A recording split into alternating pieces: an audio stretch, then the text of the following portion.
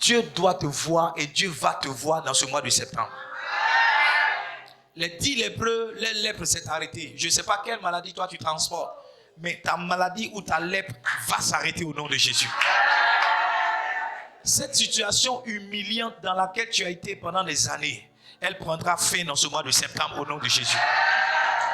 Ton nom va changer. Ta situation va changer. La faveur et la grâce de Dieu va te ramener de la brousse.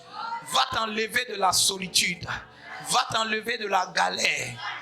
Et tu vas rentrer maintenant pleinement dans le peuple de Dieu au nom de Jésus. Le Seigneur a mis sa marque sur toi. Et personne ne pourra l'effacer. Donne-moi 2 points, amen, si c'est de toi dont je parle. Alléluia. Assieds-toi dans la présence de Dieu. Merci à l'équipe de louange. Aujourd'hui, c'est notre dimanche d'action de grâce. C'est notre dimanche d'action de grâce. Tu peux éteindre tous les autres micros. C'est notre dimanche d'action de grâce.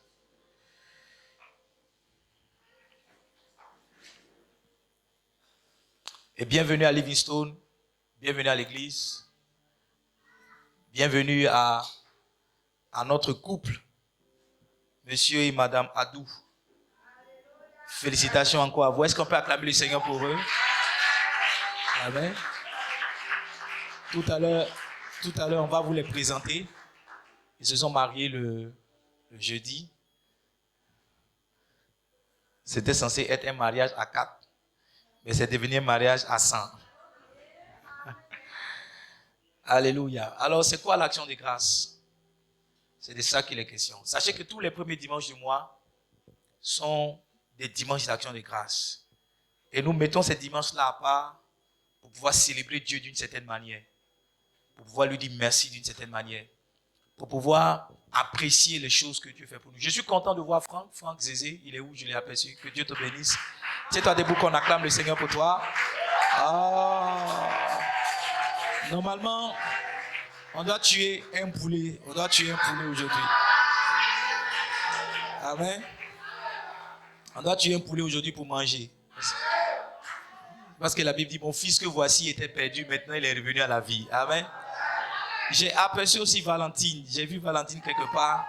Je ne sais pas si c'est un poulet aussi qu'on doit tuer. Bienvenue dans la maison du Seigneur. Alors, je vous fais lever parce que je suis content exceptionnellement de vous voir. Mon âme est dans la joie. Comme je ne sais pas trop manifester ma joie, sinon dans mon cœur, ça boue. Je suis content de vous voir. Écoutez-moi bien. C'est quoi l'action de grâce? La définition que je vous donne de l'action de grâce, c'est en même temps, je définis l'action de grâce ce matin, mais je vous montre par la définition comment vous pouvez rendre grâce à Dieu. Avant que je ne prêche, je veux bénir Dieu pour la vie de Symphorine. Je l'ai aperçu quelque part ici. Symphorine, que Dieu te bénisse. J'apprécie vraiment ce que tu fais et continue de faire ce que tu fais. Tu as été éprouvé ces temps-ci, mais après l'épreuve vient la gloire. Dieu va glorifier son nom dans ta vie. Quand je t'ai aperçu ce matin, j'ai eu un sentiment de satisfaction dans mon âme. J'ai eu un sentiment de satisfaction dans mon âme.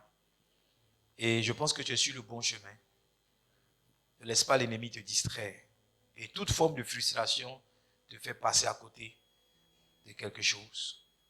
Dieu est avec toi et tu n'es pas loin du but. Définition et manière de rendre grâce à Dieu. Allons-y ensemble dans le livre de Luc au chapitre 11, Luc le chapitre 17, le verset 11 au verset 19. Luc chapitre 17, verset 11 au verset 19. Alors Luc c'est mon livre de ce mois de septembre. Donc si tu veux marcher comme moi le pasteur, il faut beaucoup lire livre. Il faut beaucoup lire Luc. Et puis à côté de ça, j'ai donné Job, Juge, et puis Josué et Ruth, comme les livres à lire ce mois de septembre. Jésus se rendant à Jérusalem passait entre la Samarie et la Galilée. Comme il entrait dans un village, 10 lépreux vinrent à sa rencontre, se tenant à distance, ils élevaient la voix et dirent: Jésus, Maître, aie pitié de nous. Dès qu'il les eut vus, il leur dit: allez voir, allez vous montrer au sacrificateur. Et pendant qu'ils y allaient, il arriva qu'il fut guéri. L'un d'eux, se voyant guéri, revint sur ses pas, glorifiant Dieu à haute voix. Il tomba sur sa face aux pieds de Jésus et il lui rendit grâce. C'était un Samaritain. Jésus, prenant la parole, dit, les 10 n'ont-ils pas été guéris et les 9 autres, où sont-ils? Ne s'est-il trouvé que cet étranger pour revenir et donner gloire à Dieu? Puis il dit, lève-toi, va, ta foi va sauver. Alors cette histoire, on peut la diviser en 2 grandes parties. La première partie où les gens sont dans le besoin, qui est la partie A ou bien la partie de gauche. Et la deuxième partie qui est la partie B, la partie de droite, où leurs besoins ont été satisfaits. Dans la première partie, chacun d'entre eux a élevé la voix. Il a demandé à Dieu, donne-moi telle chose. Il a demandé à Dieu, fais telle chose pour moi. Il a demandé à Dieu, guéris-moi de la lèpre. Et la seconde partie, quand il a été guéri de la lèpre, le Seigneur attendait qu'il dise quelque chose encore. Malheureusement, il n'a pas dit. Ce que je dois vous dire, c'est que Dieu attend notre action de grâce.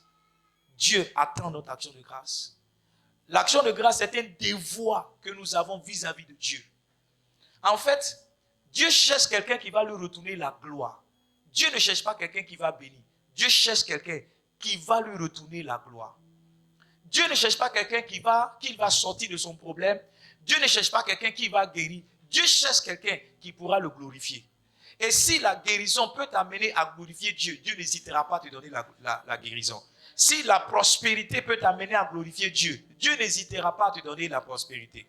Si la croissance de l'église peut t'amener à glorifier Dieu, Dieu n'hésitera pas. En fait, dans tout ce que Dieu fait, il recherche sa gloire. C'est pourquoi Jésus peut arrêter ce lépreux et dire, parmi tous les 10 qui ont été guéris, est-ce que c'est lui seul qui a été guéri pour que lui il revienne me donner gloire? Si ce n'était pas quelque chose d'important, Jésus serait passé là-dessus. Il aurait dit, oh, va, retourne à la maison, tu es béni, rends grâce à Dieu.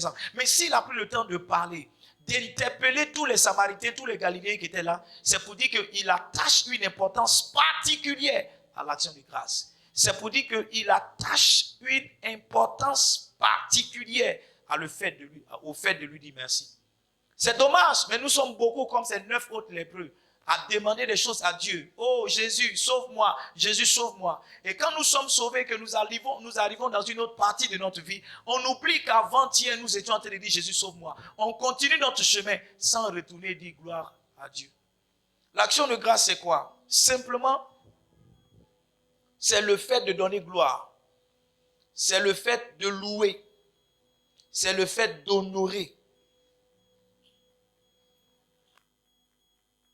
C'est le fait de donner gloire, de louer, d'honorer Dieu pour tout ce qu'il a fait pour nous.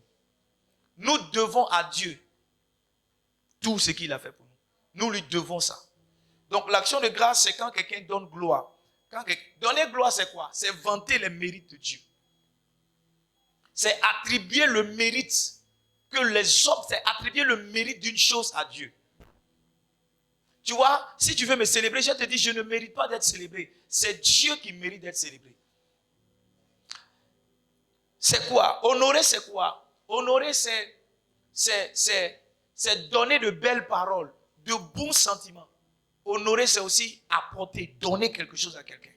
Quand vous regardez comment Aman a décrit comment un homme doit être honoré par le roi, il a dit qu'il doit monter sur le cheval du roi, il doit être vêtu d'un tel manteau, il doit avoir une bague. Voyez-vous, il a décrit un ensemble de choses qu'on doit donner. On ne peut pas prétendre honorer sans donner. La Bible dit justement en Proverbe au chapitre 3, le verset 9, Proverbe chapitre 3, verset 9, il dit, honore l'Éternel avec tes biens, avec les prémices de tout ton revenu. Donc on honore avec ce qu'on a.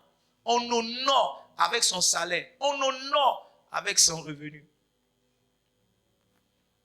Louer, c'est quoi? Louer, c'est chanter les louanges. Chanter. Ouais, ce matin, on a chanté à la gloire de Jésus. On a chanté à la gloire de Jésus. C'est ça l'action de grâce.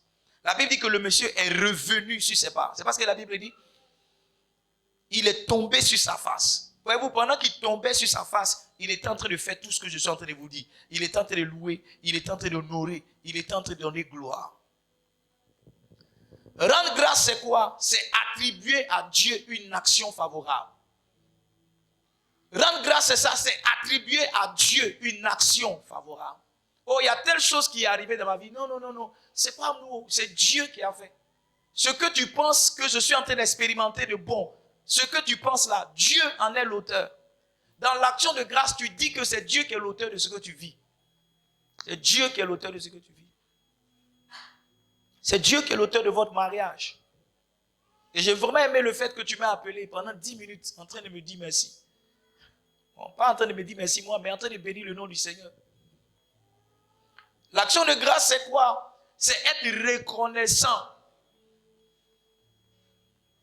C'est être reconnaissant. Beaucoup de personnes, malheureusement, ne sont pas reconnaissantes. Hein? Beaucoup de personnes, malheureusement, ne sont pas reconnaissantes. Tu n'es pas reconnaissant à Dieu pour ta vie. Hein? Tu n'es pas reconnaissant à Dieu pour l'argent que tu as. Tu n'es pas reconnaissant à Dieu pour ta santé. Tu vois, il y a des gens même qui sont venus à l'église ce matin tout en se plaignant, alors qu'elles auraient pu mourir sur la route. Il y a des gens qui sont venus, il y a des gens même qui ne sont pas venus à l'église ce matin parce qu'ils ont trouvé que Dieu n'est pas bon ou bien Dieu est trop lent. Tu n'es peut-être pas là à l'hôpital, tu n'es peut-être pas là à la morgue. C'est pourquoi tu peux encore être en bonne santé et te plaindre que Dieu n'est pas bon. Quand quelqu'un rend grâce à Dieu, il est reconnaissant à Dieu. Moi, je suis reconnaissant à Dieu pour ma vie. Je suis reconnaissant à Dieu pour ma santé. Je suis reconnaissant à Dieu même pour le message que je prêche. Un homme de Dieu m'a approché une fois, il dit il n'est plus productif, qu'il n'arrive plus à prêcher. Un autre homme de Dieu m'a fait une offrande une fois, depuis Abidjan, il est venu m'offrir. Il est venu me faire une offrande dans une enveloppe, une bonne offrande. Il m'a dit, pasteur, chaque fois que je suis sec, je vais sur ton Facebook et ce que tu écris là, je copie ça, je mets dans ma tablette et puis je prêche. Et quand je prêche, les gens me font offrande. Et je trouvais que ce n'est pas normal, il faut que moi aussi je vienne te faire offrande. Parce que je prêche à partir du message que tu me donnes. Donc, à être un pasteur et puis avoir de quoi dire aux gens le dimanche, il faut être reconnaissant à Dieu. Il y a des pasteurs qui ne savent pas ce qu'ils m'ont dit. Il y a des hommes de Dieu qui ne savent pas. Donc, tu vois, quelqu'un m'a pensé que c'est tellement normal qu'on n'a pas besoin de dire merci à Dieu. Et ce matin, je veux t'aider à dire merci à Dieu. Pourquoi nous n'arrivons pas à dire merci à Dieu? 5 raisons que je partage avec vous rapidement. La première raison, c'est notre ingratitude. On est ingrat. On oublie très vite les choses que Dieu a faites. Avant-hier, tu n'avais pas de travail. Dieu t'a donné travail. Maintenant, tu te plains que tu n'as pas de promotion. Tu as oublié le travail que tu n'avais pas. Tu as oublié comment tu galérais. Avant-hier, tu n'avais pas un peu pour manger. Dieu t'a donné, tu trouves que ce n'est pas beaucoup. L'homme est ingrat. L'homme est ingrat. La nature de l'homme, c'est l'ingratitude. Je vous donne ça comme une révélation. Pour ne pas que vous soyez en parole demain avec des hommes. La nature de l'homme, c'est l'ingratitude. Même moi qui suis devant vous, je suis ingrat. Tu fais un bien pour quelqu'un aujourd'hui, demain tu n'arrives pas à faire le même bien, il te traite de méchant. Tu fais un bien pour quelqu'un, demain tu n'arrives pas à faire le même bien, ou bien demain, peut-être que tu n'as pas les moyens, il te traite de méchant. Il te raccroche au nez, il t'insulte. L'homme, c'est notre nature ingrate qui fait qu'on n'arrive pas à dire merci à Dieu. En Deutéronome au chapitre 4, le verset 9, Dieu fait une mise en garde au peuple d'Israël. Deutéronome 4, verset 9, il dit seulement prends garde à toi et veille attentivement sur ton âme tous les jours de ta vie, de peur que tu n'oublies les choses que tes yeux ont vues et qu'elles ne sortent de ton cœur. Enseigne-les à tes enfants et aux enfants de tes enfants. Je vous ai raconté ce témoignage. J'ai arrêté le travail définitivement et j'espérais recevoir une somme d'argent pour m'occuper de ma famille et pour investir dans le ministère. Malheureusement, je n'ai pas reçu ce que je pensais recevoir. Et pendant que j'étais couché, pleurant, parce que je n'avais pas l'argent, le diable était en train de me dire de maudire. Le diable était en train de me dire de parler mal. Mais j'ai dit non, je ne peux pas. Parce que si on ne m'a pas donné la totalité de ce que je voulais, je n'oublie pas que quand personne ne voulait me donner du travail, les gens m'ont quand même accepté comme travailleur. Ils m'ont employé dans leur société malgré mon péché. Et c'est pas parce qu'au moment où on est en train de se séparer, les choses ne vont pas bien comme je veux, que je vais oublier qu'il y a 2 ans, il y a 3 ans, ils ont été une source de bonheur pour moi. Nous oublions vite. C'est ça l'ingratitude. On oublie. On oublie. Ta maman peut peut-être pas te donner ce que tu veux aujourd'hui. Mais c'est celle-là qui t'a porté pendant 9 mois. Oui. 9 mois. C'est son sein que tu as tété. Elle lavait ton popo. Elle lavait ton pipi. Elle lavait tes affaires. Tu as oublié. Tu as déjà oublié. Parce que tu penses que tu es une jeune fille maintenant et que elle devrait avoir telle responsabilité vis-à-vis de toi. Elle n'arrive peut-être pas à faire ce que tu veux maintenant. Mais n'oublie pas tout ce qu'elle a fait avant. Toi, au moins, tu as eu la grâce d'aller à l'école. Il y a des filles qui ont ton âge, qui ont prié ou qui auraient voulu avoir un père, une mère pour les envoyer à l'école.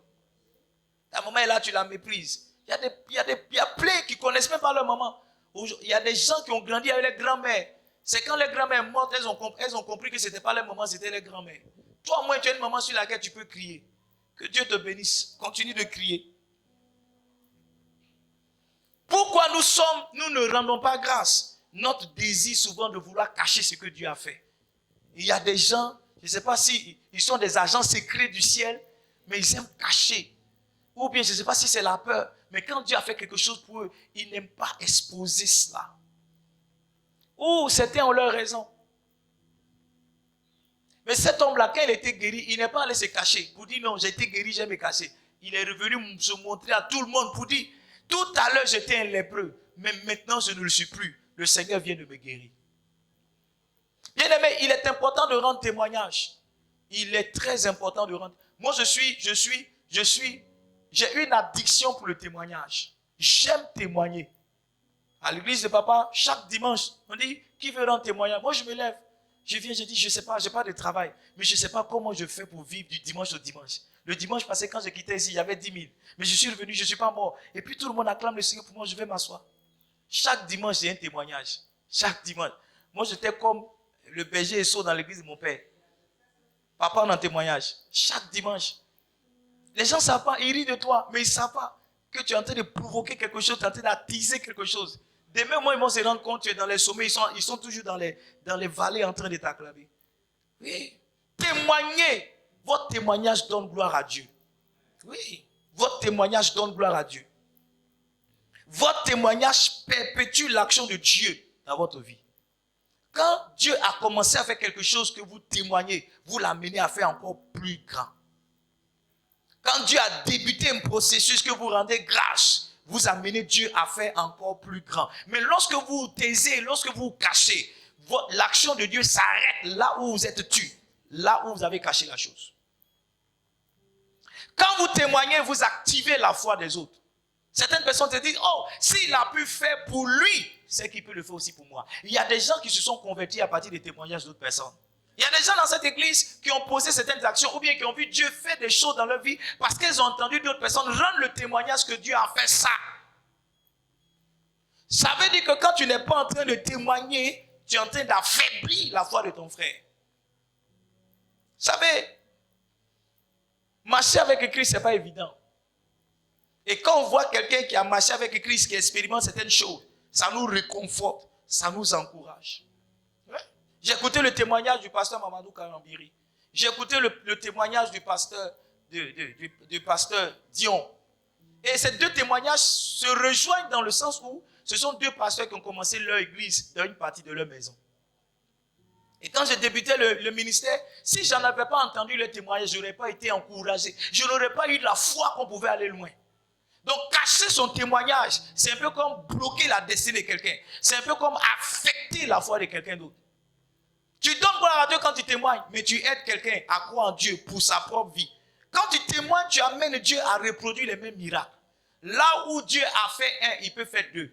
Là où Dieu a permis que quelqu'un se marie miraculeusement, 2, 3, 4, 5 personnes peuvent se marier miraculeusement. Il y a ce qu'on appelle en droit la jurisprudence. La jurisprudence. La jurisprudence. Ça veut dire que la manière dont on a réglé un cas, avec cette même manière-là, on peut régler tous les autres cas. Donc souvent, les avocats vont chercher dans la jurisprudence, c'est-à-dire les affaires qui ont été traitées, comment est-ce que ça a été fait. À partir de là, ils disent, en telle année, il y avait un tel cas, voici comment on a réglé. Donc ça veut dire que pour lui aussi, on peut régler.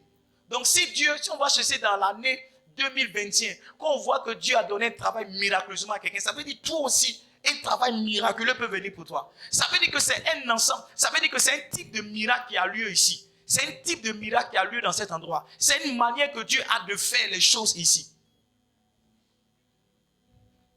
Quand tu témoignes enfin, ton témoignage constitue un message. Qui a déjà vu Dieu? Qui a déjà vu Jésus? On parle de Jésus à travers notre vécu. C'est pourquoi la Bible nous appelle des témoins. ce que nous avons expérimenté, ce que nous avons entendu, c'est ce que nous disons aux autres. Donc notre message est un témoignage. Quand je parle de l'évangélisation, je dis souvent que votre témoignage est une évangélisation. Que ce que vous étiez avant, votre autrefois, votre rencontre avec Jésus et ce que vous êtes devenu. Quand on met ça ensemble, ça aide d'autres personnes à croire que là où elles sont, ce n'est pas encore fini, qu'elles peuvent devenir des gens meilleurs. Troisième raison qui nous empêche souvent de rendre grâce, c'est notre orgueil. C'est notre quoi? Et la définition de l'orgueil est donnée en Romains au chapitre 12, le verset 3. Romains chapitre 12, le verset 3. L'apôtre Paul nous dit que l'orgueil, c'est la haute opinion de soi. Il dit, par la grâce qui m'a été donnée, je dis à chacun de vous de n'avoir pas de lui-même une trop haute opinion. Avant-hier, tu traînais ici, on te donnait 1000 francs chaque dimanche. Souvent, on te donnait 500. Souvent, on t'aidait. Dieu a fait un miracle. Tu as commencé à avoir l'argent, c'est fini. Il y a des gens qui changent d'église parce qu'ils trouvent que l'église est trop pauvre pour son nouveau statut. Oui, il y a des gens qui changent de pasteur. Parce qu'ils se disent non, le pasteur ne lui ressemble plus. Maintenant qu'il a une voiture, il cherche une église où les gens ont voiture. Maintenant qu'il a un bureau climatisé, il cherche une église où c'est climatisé. Je ne sais pas s'il n'y a pas là des gens ici ce matin. Oui, il y a des gens, c'est un problème. Quand Dieu les a élevés, c'est fini. Ils oublient que c'est Dieu qui les a élevés. Et ils ne reviennent plus là où ils ont connu l'élévation. Ils regardent l'église, ça ressemble à une boutique. Et ils vont dans une église où il y a des baies vitrées, où tout est clean, tout est clean, tout est clean. C'est notre orgueil qui fait que souvent, on ne peut pas se tenir devant certaines personnes pour dire, oh, voici ce que Dieu a fait. Parce qu'on a l'impression que ces gens ils sont pas de notre niveau. Ils ne sont pas de notre niveau. Tu as oublié. Il dit, tu as oublié. Samuel a dit à Saül, quand tu étais petit à tes yeux, l'Éternel ne t'a-t-il pas fait roi en Israël? Quand tu étais petit, quand toi-même tu te voyais comme un berger, quand c'était ton serviteur qui te disait, allons chez le voyant, en ce moment-là, Dieu t'a élevé roi. Maintenant que tu es devenu roi, personne ne peut te parler. On te dit de tuer, tu dis non. Toi, tu décides toi-même en tant que roi de faire une offrande à la place du sacrificateur. Voici ce qu'on devient quand Dieu nous élève. Je vous assure, il y a beaucoup de personnes, Dieu a vu votre élévation. Il a vu que votre élévation va vous perdre. C'est pourquoi il vous garde en bas. Parce que Dieu ne te donnera jamais rien qui te détruira. Dieu préfère te garder dans son amour que de te donner des choses qui vont t'éloigner de lui. Donc la question que je te pose, tu veux que Dieu te lève, tu veux que Dieu te guérisse, tu veux que Dieu te visite, qu'est-ce que tu deviendras lorsque Dieu va te visiter? Continueras-tu de faire 5 heures de prière? Continueras-tu de jeûner tous les vendredis? Continueras-tu de donner ton offrande? Continueras-tu de donner ta dîme? Auras-tu cette vie de sanctification que tu mènes? Tu vois, si la réponse n'est pas oui, c'est pas sûr que Dieu te lève demain. Oui. Pour beaucoup d'entre nous, Dieu nous préserve de notre destinée parce qu'il sait faire, il nous donne toutes ces choses qu'on veut. On va s'éloigner de lui. Un frère dans l'église de mon père est venu rendre témoin. Il a rendu témoin quand sa voix, on n'entendait plus sa voix. Il a eu un travail miraculeux avec 4x4. Le jour où il a rendu son témoin, c'était la dernière fois qu'on l'a vu à l'église. J'ai dit, le jour où il a rendu son témoignage, quand il est parti à sa voiture, là, c'était la dernière fois. On ne l'a plus vu. On a crié, Jésus, Jésus, Jésus. Le gars est parti. Il est parti. Deutéronome chapitre 10, chapitre 8, le verset 10. Deutéronome 8, 10. Il dit, lorsque tu mangeras et te rassasieras, tu béniras l'Éternel ton Dieu pour le pays qu'il t'a donné. Est-ce que lorsque Dieu va te rassasier, est-ce que lorsque Dieu va te conduire à Canaan, est-ce que lorsque Dieu va te faire manger, tu vas le bénir? Tu vas le bénir. Il y a des gens, Dieu leur a donné travail. Ils trouvent que maintenant, Dieu t'a donné travail. Dimanche, tu ne peux pas venir à l'église. Avant, tu venais à l'église mercredi. Jeudi, souvent, tu es là. Vendredi, tu es là. Samedi, même, on ne t'invite pas, tu es là. Dimanche, tu es là. Maintenant, tu as trouvé travail. Tu dis, oh papa, c'est-à-dire le dimanche, on a une réunion importante avec le DG. C'est pas trop sûr que je vienne à l'église. Il n'y a pas un culte le soir, il n'y a pas un culte le soir là-bas. Il n'y a pas un culte le soir. Ok. À quoi de temps on va faire culte le soir? Regardez, la 4e chose qui nous empêche de rendre gloire à Dieu, c'est notre familiarité. C'est notre quoi? La familiarité, c'est quoi? On s'est habitué à ce que Dieu fait. Tu vois? Comme depuis que tu es né tous les lundis matins, tous les mardis matins, mercredi, jeudi, vendredi, samedi, dimanche matin, comme tu te réveilles et puis tu respires, tu penses que c'est normal. Donc tu es habitué au fait de dormir et de te réveiller. Tu es familier à ça. Tu dis merci à Dieu pour tout, mais tu ne dis pas merci à Dieu pour ça. Parce que tu es habitué. Comme chaque mois, à partir du 26 jusqu'au 31, on te fait un virement, tu es habitué. Tu es habitué chaque mois, dans cette période, à recevoir l'argent. Donc, tu ne sais pas trop pourquoi tu vas dire merci à Dieu. Il y a des gens qui n'ont pas cette habitude de recevoir. Il y a des gens qui pensaient que c'était normal jusqu'à ce qu'un jour, le sommeil se coupe, ou bien le sommeil ne revienne plus. Hein? La Bible dit de cet homme qui est revenu donner gloire à Dieu. Premièrement, la Bible dit que c'était un Samaritain. Donne-moi Luc, le chapitre 11, le verset 16. La Bible dit que c'était un Samaritain. Et vous savez, Jésus a rendu, Luc chapitre 11, verset 16. Jésus a rendu son ministère très souvent en Galilée et puis très souvent aussi en Judée. La Samarie, il n'a pas trop exercé le ministère là-bas. Il y a eu l'histoire au puits de Sichar avec la femme samaritaine et puis il y a cette histoire-là avec cet homme-là. Donc les Samaritains eux-mêmes, ils n'étaient pas habitués à voir Jésus. C'est pourquoi quand ce monsieur-là est guéri, il peut revenir dire merci à Jésus. C'est pourquoi la femme samaritaine, quand elle expérimente la parole de connaissance avec Jésus, elle peut rentrer dans la ville pour aller annoncer quelque chose. Mais les Juifs qui étaient en Galilée, les Juifs qui étaient en Judée, ils étaient habitués à ça. Ils disent, oh Jésus, c'est lui, c'est son habitude. Toujours il ressuscite les morts, toujours il fait ça. Il y a des gens qui sont habitués, ils sont habitués.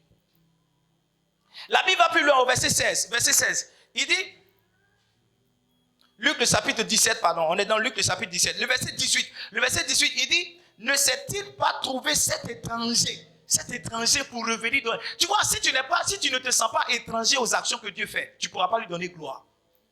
Il dit, ne s'est-il pas trouvé cet étranger pour revenir et donner gloire à Dieu? Si tu ne trouves pas que ce que Dieu fait est étrange, tu ne vas pas lui dire merci. Si tu penses que ce que Dieu fait est normal, tu vas peser les mots, tu vas peser ton argent pour venir lui donner. Mais si tu penses que ce que Dieu fait n'est pas normal, ce que Dieu fait est étrange, tu vas lui dire merci. Tu vas lui rendre gloire. Notre problème, c'est qu'on est familier. Il y a des gens, même par la manière de rentrer à l'église, tu sens qu'il est familier. Ils ne trouvent rien de surnaturel ici. Oh, ils ont fait peinture aujourd'hui, gloire à Dieu. Quand ils marchent, ils traînent les pas comme ça. Ils traînent les pas. Mais quand il va chez son patron, il enlève les chaussures depuis la terrasse. Il enlève ses chaussures. Il rentre. On dit, assieds-toi. Il dit, non, je vais m'asseoir à terre.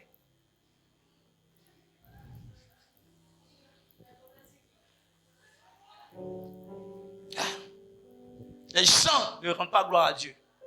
Pour ça, la première raison c'est quoi?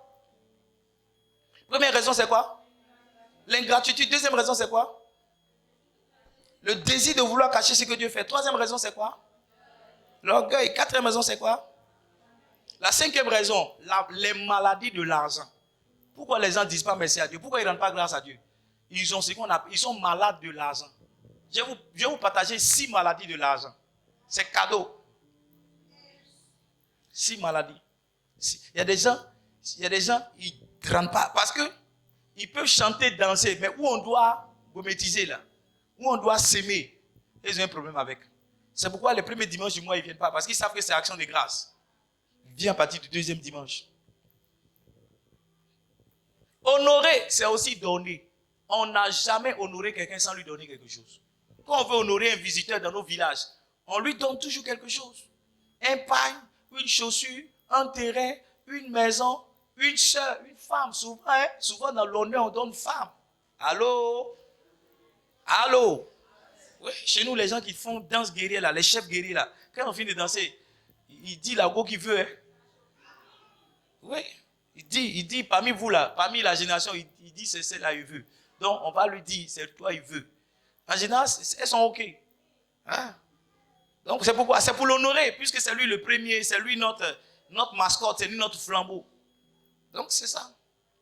Honorer, c'est donner. Et aujourd'hui, les gens aiment tous les messages de l'église, sauf le message qu'on doit donner. Là. Tous les autres messages sont spirituels, mais quand on parle d'offrande, ils trouvent que c'est Chanel. Quand on commence à parler d'offrande, ils se disent, on dirait le pasteur, il doit avoir un besoin. Ouais. Ouais. L'offrande, c'est le seul message à l'église où les gens sont calmes. Si avait commencé j'allais te lever pour dire amen dans tous les sens. Mais ta manière d'être calme ce matin, ça me montre que tu as un problème avec l'offrande. Mais je suis là pour t'aider. Je suis là pour t'aider. Les gens ont les maladies de l'argent. Les maladies. Ils sont malades de l'argent. Oui. Si je prends mon appareil ce matin, puis je commence à vous... Je te dis la maladie que tu as. Hein? Maladie du sang, il y en a beaucoup, n'est-ce pas? Beaucoup de maladies du sang. Maladie de l'argent. Je vais te partager 6 maladies de l'argent. Qui veut connaître les 6 maladies de l'argent? La première maladie de l'argent, c'est la méchanceté. Hein? Il y a des gens qui sont méchants, qui ne partagent jamais rien de ce qu'ils ont. Hein? Il y a des gens qui sont méchants, ne partagent pas. Un jour, je suis allé à la banque, c'était à Boaké. J'étais allé à la banque. Écoutez bien, je suis allé à la banque. Et puis, en fait, on partait en mission à Korogo.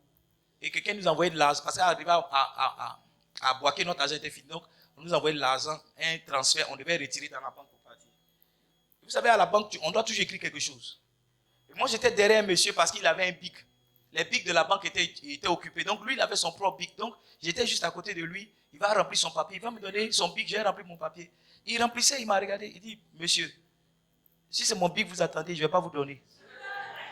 Il m'a dit ça comme ça. C'est comme ça. Il me dit, si c'est mon bic que vous attendez, je ne vais pas vous donner. Et s'il m'a vous voyez même. Il dit, si c'est mon bic que tu attends, je ne vais pas te donner. Il m'a dit ça dans les yeux. Il dit, si c'est mon bic que tu attends, je ne vais pas te donner. Il a fini d'écrire, il a mis son bic dans sa poche. Oui. Il y a des gens qui sont méchants. Il y a des gens qui peuvent voir quelqu'un mourir alors qu'ils ont une galette dans la bouche. C'est-à-dire, il est en train de manger la galette dans sa bouche. Et puis, tu as faim comme ça. Il dit, hein? Derrière, dans mon livre Giving, j'ai dit, hein, derrière ceux qui combattent l'offrande, il y a beaucoup de personnes qui souffrent de la maladie de la méchanceté. C'est pas parce qu'ils n'ont pas l'argent. C'est pas parce qu'ils ne savent pas que c'est pas bon de donner. C'est bon de donner ça, mais ils ont un cœur qui est méchant. Ils ont un cœur qui ne partage pas. Ils ont un cœur qui ne donne pas. Si ton cœur ne donne pas, tu ne peux pas rendre grâce à Dieu. Si ton cœur ne donne pas, tu ne peux pas dire merci à Dieu. Oui. Les gens méchants. La Bible parle d'un monsieur qu'on appelle Nabal. Dis Nabal. Dis Nabal. Dis Nabal. Les gens méchants, ce sont les gens, premièrement, qui refusent de donner ou de partager. Deuxièmement, qui sont désagréables. Ils sont désagréables. Tu vois comment le monsieur là, il a été désagréable? Il aurait pu simplement ne rien me dire, prendre son stylo, mettre dans sa poche. J'aurais compris qu'il ne voulait pas me donner. Tu comprends ce que je suis en train de dire? Mais le fait de se tourner et de me parler, il a voulu m'humilier. Quand vous êtes en face de quelqu'un qui est méchant, il ne refuse pas seulement de vous donner, mais il vous humilie. C'est quelqu'un pour te donner 1000 francs, il peut te faire attendre 5 heures. Oui. Ou bien, au lieu que tu donnes l'argent en cachette, il va prendre l'argent comme ça. Oui, tu veux quoi? Tu veux quoi? Et puis il va te donner devant tout le monde. Il va montrer à tout le monde que tu es venu lui demander l'argent. Et quand tu t'en vas, il dit, elle est jolie comme ça. C'est les gens qui disent, non, il s'est maquillé, il n'y a rien. Mais c'est 5 000, il vient lui donner comme ça. Oui. Les gens méchants, c'est comme ça. Ils ne refusent pas seulement de donner, mais ils sont orgueilleux. Ils humilient les gens quand ils donnent. La Bible parle de Nabal. Donne-moi 1 Samuel, le chapitre 25. Est-ce que tu es là? Dis yes. Oh, je vais parler cette partie-là. Et puis, 1 Samuel 25, le verset 3. La Bible dit, le nom de cet homme était Nabal et sa femme s'appelait Abigail. C'était une femme de bon sens et belle de figure. Mais l'homme était dur et méchant dans ses actions. Il descendait de Caleb. Regarde le verset 10. L'histoire de Nabal, c'est quoi? Quand David fuyait, hein, il fuyait Saül.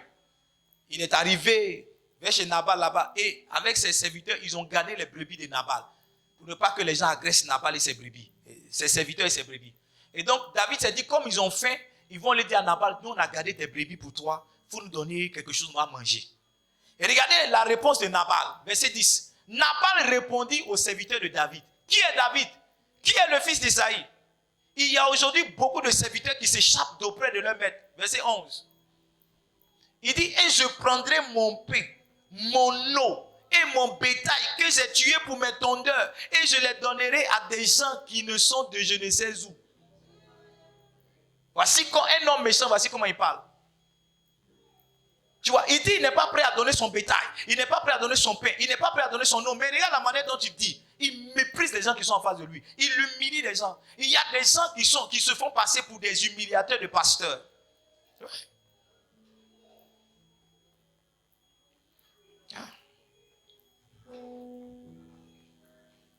Je ne sais pas si tu es méchant, hein, mais si c'est ton cas, je suis en train de te décrire. Que Dieu te libère.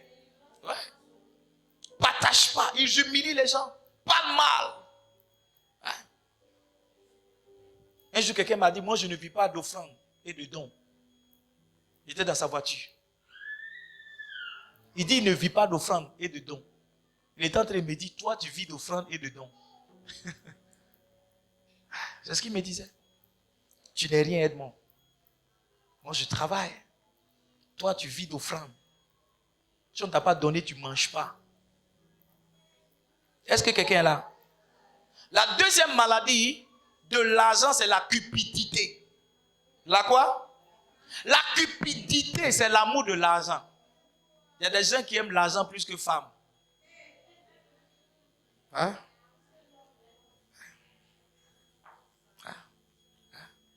Et il y a des gens qui font le choix de l'argent que de choisir l'homme. Tu veux que je te montre comment ils sont?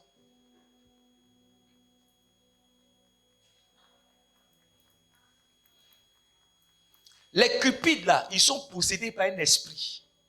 Très souvent qui les égare et qui les amène dans des problèmes. Mais un homme cupide, c'est un homme, s'il a eu 100 000 aujourd'hui, il va mettre ça peut-être dans son téléphone Orange Money. Chaque 15 minutes, il va interroger 10-144, étoile 81, étoile. Il va mettre son code secret. Pour voir si Orange n'a pas pris son argent. Il va dire les arnaqueurs, on ne sait jamais. Donc, chaque 15 minutes, il va interroger son compte. Chaque 15 minutes, il interroge son compte. Quand tu prends un peu son téléphone, il dit, tu vas où? Quand il a eu un 200 000, il met ça sous son lit. Quand il se réveille le matin, il compte les 200 000. Quand il va au travail, à midi, il revient à la maison, il compte les 200 000. Quand il revient le soir, il compte les 200 000. Quand il a fini de se laver, il compte les 200 000. Il dit, il y a des gens, quand ils ont l'argent, ils ferment la porte du salon, ils ferment la porte de la chambre. Et puis ils ferment la porte de la douche. Il y a des gens comme ça. Quand tout est fermé, tu sais que le gars, il a eu l'argent.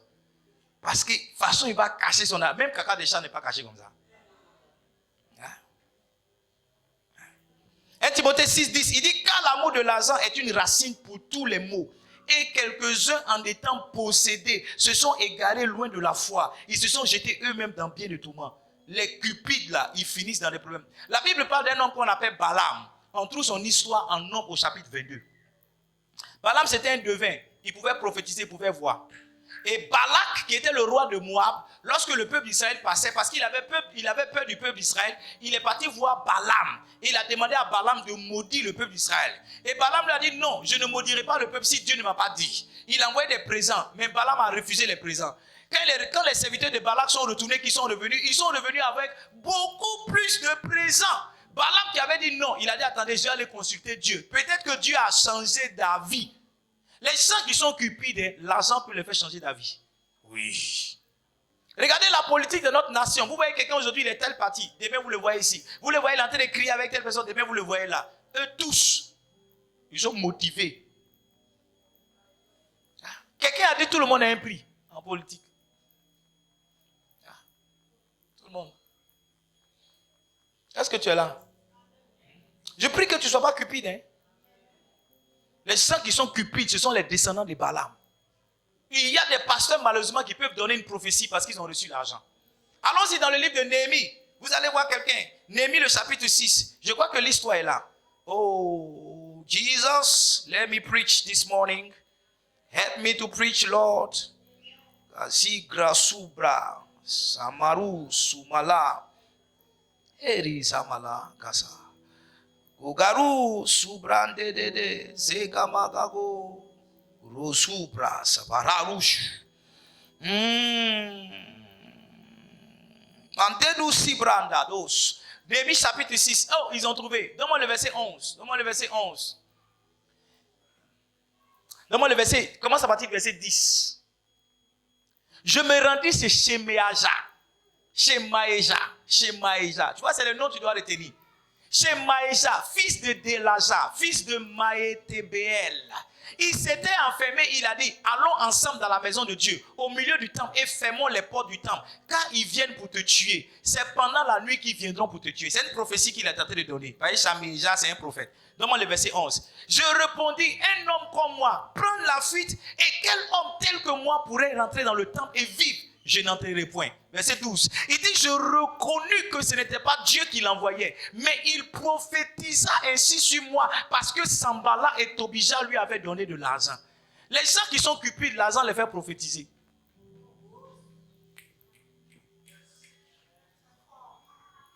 Néhémie dit, j'ai reconnu que ce n'est pas Dieu qui l'a envoyé. Parce que les gens lui ont donné l'argent pour qu'il puisse donner une fausse prophétie. Il a vraiment fait cela.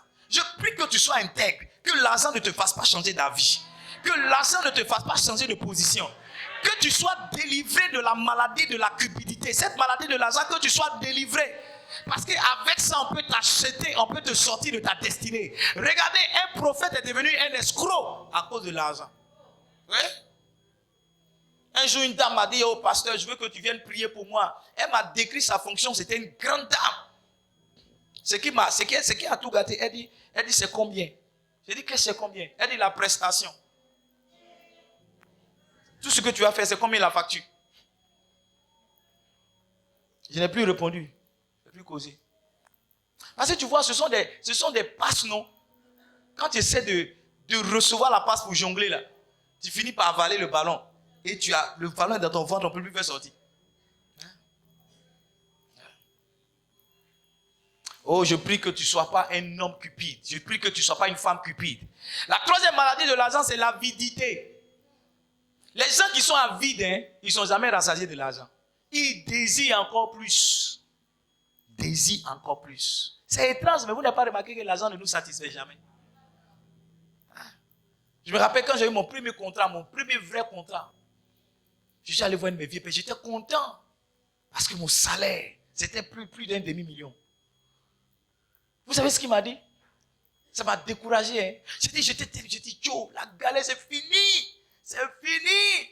C'est fini. J'allais le voir dans son bureau. Il dit, Edmond, calme-toi. Il dit, dans peu de jours, tu vas trouver que c'est peu. Il dit, dans peu de jours, tu vas trouver que l'argent, c'est pas beaucoup. Ça n'a même pas fait 6 mois. J'ai trouvé que l'argent, ça ne suffisait plus.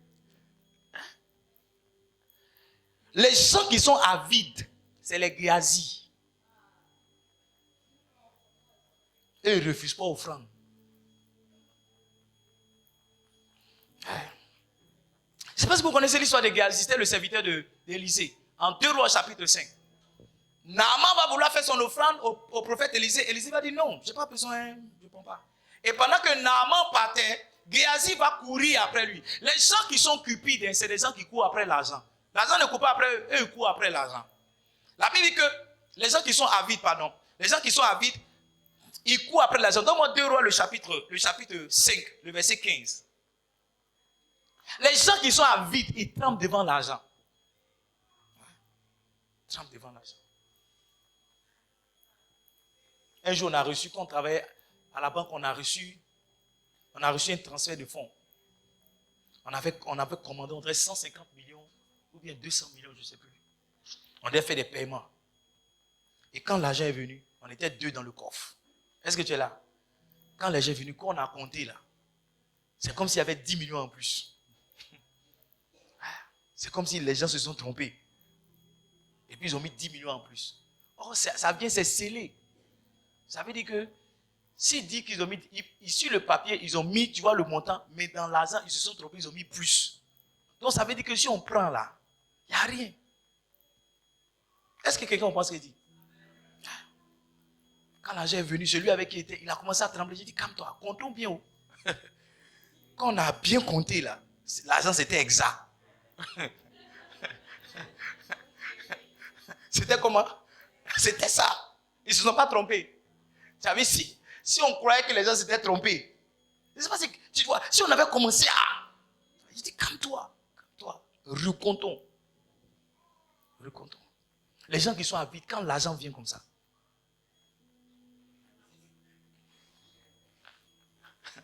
il y a des gens, tu vois, hé, l'argent. Je prie que tu ne sois pas un homme avide. Je prie que tu ne sois pas une femme avide. J'avais un ami là, lui, quand il n'a pas l'argent, je vous ai raconté, il porte t-shirt. On voit son nombril. Et puis son jean là, il ne met pas ceinture, on voit aussi ses fesses. Donc il quitte foyer à bas, en tapette. Il marche jusqu'à chez moi, il vient. Puis il dit, il est venu me saluer. Mais quand il a l'argent, il porte t-shirt blanc, chaussures blanches, jean. Il a dit, son parfum, non? Donc lui là, ça passe son habillement, il sait qu'il a l'argent, mais il n'a pas l'argent. Quand il a l'argent, il est heureux. Il sourit, mais quand il n'a pas l'argent, il y a des gens qui n'ont pas l'argent, tu as l'impression qu'ils sont malades. Tu vois, quand une femme, de ce début de grossesse là, c'est comme, il y a des sommes, c'est comme s'il enseigne. Tous les nerfs. Il mange, sa nourriture préférée, les nerfs. Sa femme dit, chérie, ça l'énerve. L'avidité. Je prie que tu ne sois pas un Géasi. L'avidité pousse les gens à mentir comme Géasi. L'avidité pousse les gens à tromper. On dit, va acheter quelque chose pour 200 000, il va acheter pour 50 000. Et il fait la facture de 200 000. Il dit, c'est un ken. C'est un ken. Un ken là, c'est une manière de gagner l'argent qui n'est pas bon. Qui est une manière de gagner l'argent qui n'est pas bonne, pardon. Quand quelqu'un dit je fais un ken, ça veut dire c'est une forme de vol, de trafic et d'escroquerie. Un kenneur. Les gens font comme si c'est moi, je ne suis pas bon. Hein. Ou bien ce que je dis, ce n'est pas vrai. Amen. Amen. La quatrième maladie de l'argent, c'est l'avarice. Les gens qui font économie à l'extrême. Il a 10 000, il mange 100 francs, il garde 9 900.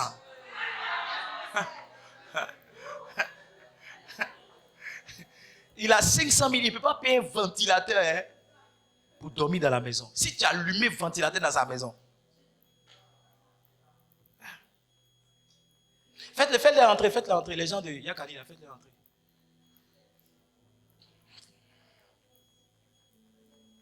J'ai dit, les gens qui sont avares, ils ne peuvent pas payer besoin pour manger. Ils ne peuvent pas. Il y a des gens comme ça.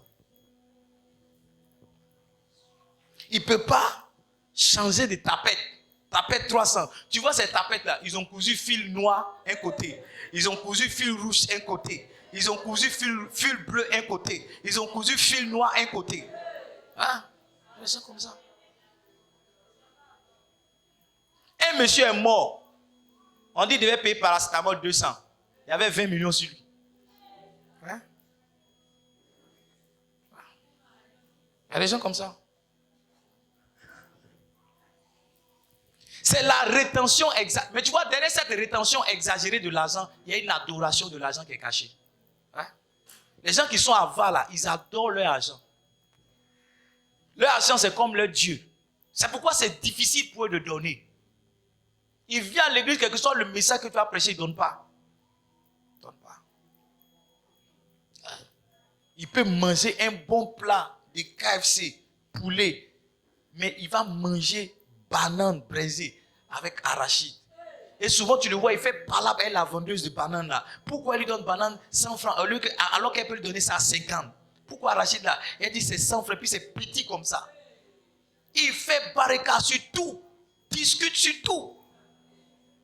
Tout ce qu'il paye, on doit enlever, comment on dit? On doit enlever, comment on dit?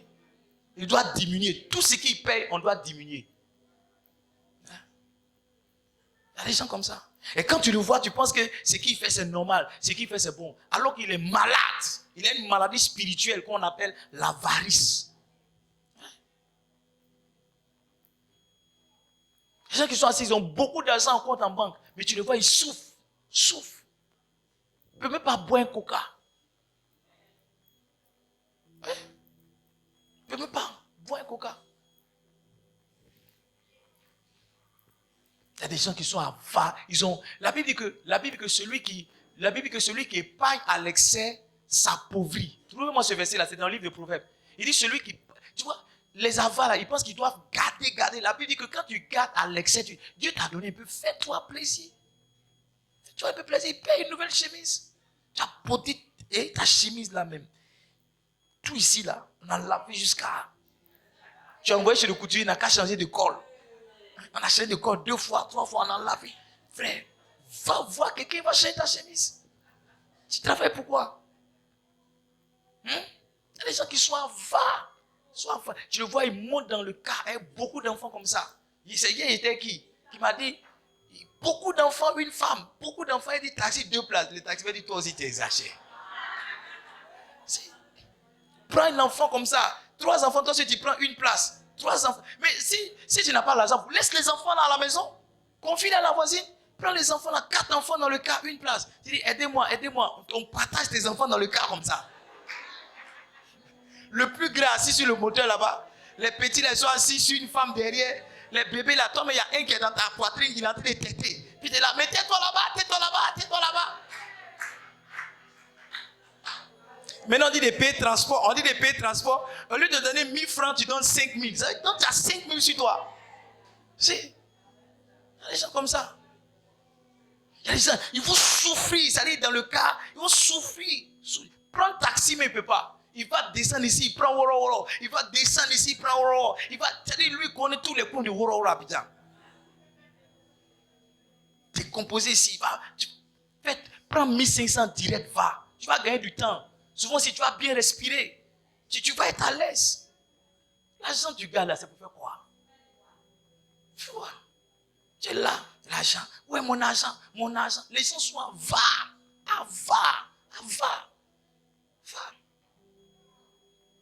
Et les gens avares, ils aiment vivre dans la poche des autres. Ouais. Vous rentrez quelque part, vous donnez 10 000, 10 000. Tu es en train de payer manger. Il ne paye pas, hein, mais c'est que tu as payé, il mange avec toi. Oui, il mange avec toi. Il va t'expliquer que c'est 10 000 en fait, sa maman est malade. Il va t'expliquer une histoire. Et puis toi, t'es dit, il va vivre dans ton argent. Hein. Il va vivre dans ton argent. Il y a des gens comme ça. On dit t-shirt. Il n'a jamais payé t-shirt à l'église. Et lui, il s'est dit 3500 habits. Life night. 3000. Attends, life night, c'est combien de jours? On dit c'est 3 jours. Donc après les 3 jours, c'est fini. 3000, c'est non, comment? C'est comme ça. Comme ça. Tu le vois, tu penses qu'il n'a pas l'argent. Il a l'argent. Il a avare, c'est tout. Il voit que, il se dit que c'est l'argent, il va gâter. Il va gâter. La 6e maladie. 5e. Première maladie, c'était quoi? La 2e maladie, c'était quoi? La 3e maladie, c'était quoi? La 4e, c'était quoi? Ok. La 5e maladie, c'est le gaspillage. Ça, c'est une autre extrême. Il y a des gens, eux, ils ne dépensent pas du tout. Et puis, il y a des gens, ils exagèrent. Il y a des gens qui vivent au-dessus de leurs moyens. Moi, je connaissais un monsieur, quand il descend à Bergerville, parce que pour aller dans notre village, on prend 100 francs. Maintenant, il y a les comment on appelle ça? Moto-taxi, là, voilà. On prend, avant, c'était Woro 100 francs. Quand lui descend à l'escalier, là, lui, il prend Baka. Lui, il paye toutes les places de Baka, là. Ou bien quand le terminus du Baka, c'est là. Donc, il dit au Baka, là, je paye toutes les places, envoie-moi au village. Et quand il descend, je dis, mais tonton, pourquoi tu fais ça? Il dit, je me sens pauvre.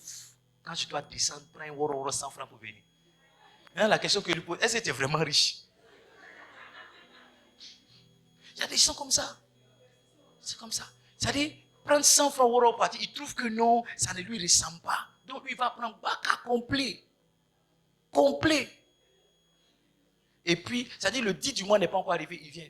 Neveu, tu n'as pas un 5 000 là, je dois aller au travail. C'est pas toi avant, tu peux appeler Baka complet pour venir. Si, il y a des gens comme ça. C'est-à-dire, eux, quand l'argent rentre, si l'argent est rentré le 5, ils pensent que l'argent va rentrer le 10. Donc, ce qui est rentré, vivons et mourons. Tu sais, il y a des gens comme ça. Ça, c'est une maladie aussi. Hein. Il y a des gens qui travaillent, ils gagnent beaucoup d'argent, mais ils n'ont jamais rien. Oui. Moi, j'avais un collègue comme ça. Dans notre société où on travaille, c'était lui qui avait le plus grand salaire. Mais à partir du 10, il commence à... Joe, tu n'as pas un 10 000 là, je te rembourse. Tu n'as pas un 15 000 là, tu n'as pas un 20 000 là, tu n'as pas. Jusqu'à...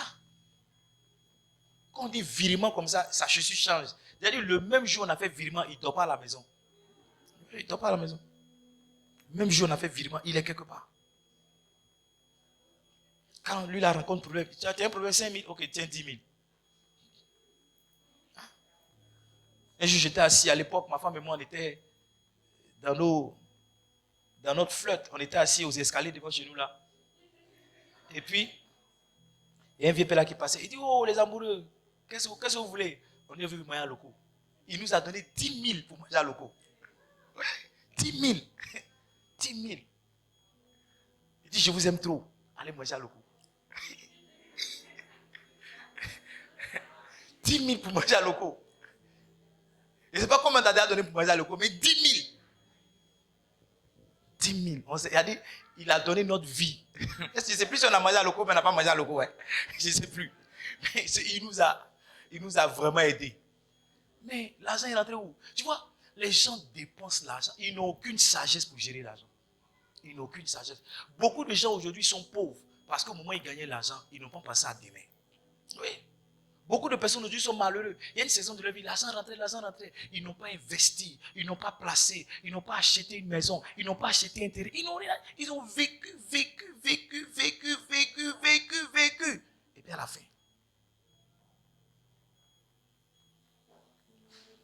Cette partie-là, vous êtes calme parce que ça vous intéresse.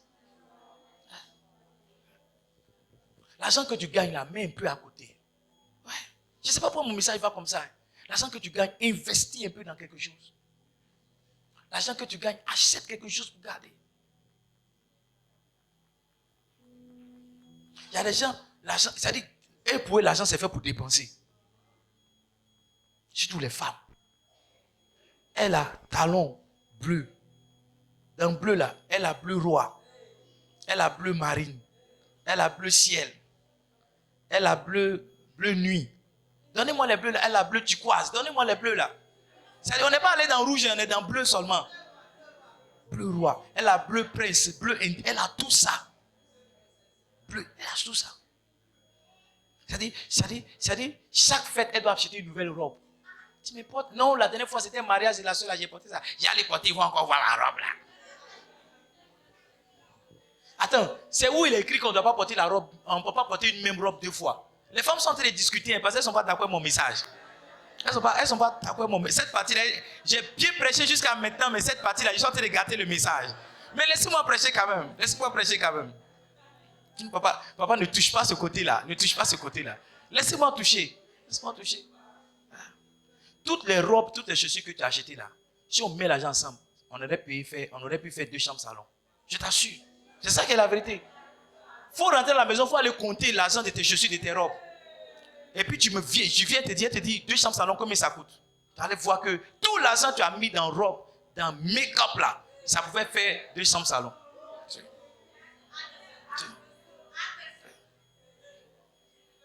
Il y a des femmes, quand ton mari te dit non, je n'ai pas l'argent, ça t'énerve. Parce que nous les hommes, quand on dit qu'on n'a pas l'argent, en fait on a l'argent,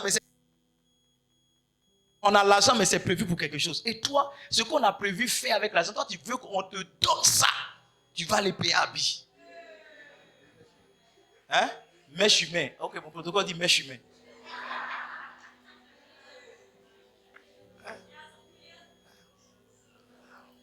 S'il vous plaît, ayez la sagesse avec l'argent. Comprenez que l'argent là, que Dieu vous donne aujourd'hui, il y a la sémence dedans, ce que vous devez donner. Il y a ce dans quoi vous devez vivre, ce avec quoi vous devez vivre, et puis il y a ce que vous devez investir. Et il y a ce que vous devez épargner. Ne vivez pas. Tu as eu un contrat de 5 millions aujourd'hui. Tu te dis que tu penses que 5 millions, ça ne vient pas tous les jours. Contrat de 5 millions, ça ne vient pas tous les jours. Ça ne vient pas tous les jours. Il y a un homme de Dieu qui était milliardaire en Côte d'Ivoire. Et voici comment sa richesse va commencer. Une dame qui sont allés voir, ils sont allés prêcher dans un pays. Et la dame a dit, je vais vous donner 100 millions. C'était 2 hommes de Dieu, je vais vous donner 100 millions. On est sur 3 ans. Chaque année, je vais vous donner 100 millions sur 3 ans. Et c'était 2 hommes de Dieu. Lui, il est devenu milliardaire. L'autre là, il ne se retrouve pas jusqu'à aujourd'hui. Tu n'as pas compris ce qu'il a dit. 2 personnes ont eu 100 millions. Chaque année sur 3 ans. Quelqu'un il a dit, hey, si c'était moi, pourtant va venir, sois en paix. J'ai dit, 2 hommes de Dieu, ils ont eu 100 millions chaque année sur un certain nombre d'années. Il y a un qui est devenu milliardaire et puis il y a un qui n'est rien devenu. Donc tu vois, le problème ce n'est pas que Dieu ne lui a pas donné l'argent. Le problème c'est qu'il y a un qui n'a pas su gérer. Rentrer dans les gaspillages. Je vais m'arrêter là. Et ce que je dis qui sont les maladies de l'argent, en général c'est à cause de ça que tu ne fais pas offrande. Tous ceux qui ne font pas offrande, qui ne donnent pas les dîmes, ils souffrent de ça. Oui. Il y a des gens qui sont méchants, trop méchants pour donner 10. Il y a des gens qui sont trop avares. Il dit 10% de mon argent, donnez ça à Dieu. Dieu aussi les a. Il n'a qu'à prendre 1%. Même Wave même fait 1%. Ouais. C'est ton avarice qui fait que quand on lance appel, tu ne peux pas donner. C'est pas parce que tu n'as pas. Tu es avare, c'est tout. C'est ta cupidité. Le fait de... Parce que tu as fait un effort, tu as gagné 100 000. Tu veux faire un autre effort pour gagner 100 000 encore. Tu viens à l'église, on dit de donner 50 000. Tu dis, ah, eux aussi. C'est quel jour il y a 1 million là? L'avarice. Il faut que vous êtes calme. Ça me montre que vraiment le message là, c'est ce que je devais dire ce matin. Tout ce mois de septembre, je vais parler des offrandes. Et ce matin, je voulais introduire avec ce message pour vous faire comprendre que Dieu attend vos offrandes. Dieu attend votre action de grâce. Mais si vous laissez l'avarice, les problèmes de l'argent, si vous laissez la cupidité, si vous laissez la méchanceté, vous laissez quoi encore? La quoi? Le gaspillage. Et puis quoi? L'avidité. Si vous laissez ça, vous rongez, vous ne serez jamais quelqu'un qui donne. Vous ne serez pas un homme charitable, une femme libérale. Tiens, là debout, je vais prier pour toi. Tu seras guéri des maladies de l'argent.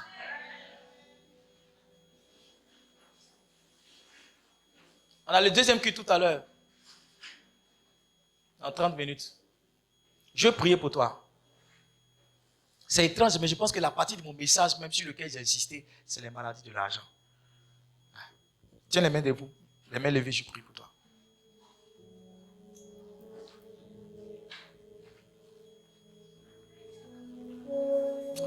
Écoute-moi, Dieu attend ton action de grâce. Dieu attend que tu lui dises merci. Dieu attend que tu lui dises merci. Disposé, assoiffé, que ton nom descende sur moi. Je veux prier pour toi. Si tu souffrais d'une maladie d'argent, tu étais avare, tu étais méchant, si tu étais cupide, si tu gaspillais, si ta main était percée, quelle que soit la maladie que tu as transportée jusqu'à maintenant, je prie pour toi. Que le Seigneur visite ton cœur. Que tu ne sois pas comme Nabal, un homme méchant et dur. Que tu ne sois pas comme Géasi, un homme avide qui peut courir après l'argent.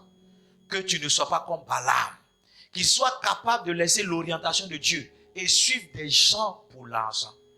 Que tu ne sois pas comme l'économe imprudent. La Bible dit qu'il a dissipé les biens de son maître.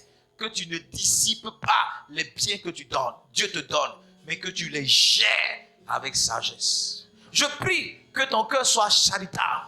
Je prie au nom puissant de Jésus que ton cœur change. Je prie au nom de Jésus que ton cœur soit visité. Qu'à partir de ce mois de septembre, cette nouvelle saison dans laquelle tu es rentré, que tu sois quelqu'un qui soit fidèle dans ses offrandes. Tu sois quelqu'un qui soit fidèle dans ses dîmes. Que tu sois quelqu'un qui apporte ses prémices. Que tu sois quelqu'un qui honore Dieu, pas seulement du bout de ses lèvres, mais qui l'honore aussi avec ses biens, avec ses prémices. J'ai prié pour toi au nom de Jésus. Si ma prière t'a touché, dis Amen 2 fois. Amen. Ne t'assois pas, ne t'assois pas. Si tu es là ce matin que tu as apporté ta dîme, je veux que tu l'apportes. Si tu as apporté ta dîme, tu as apporté des prémices, prends une enveloppe. Regarde, si tu n'es pas avare, il dit de ne pas t'asseoir. Il ne faut pas t'asseoir. Pas t'asseoir.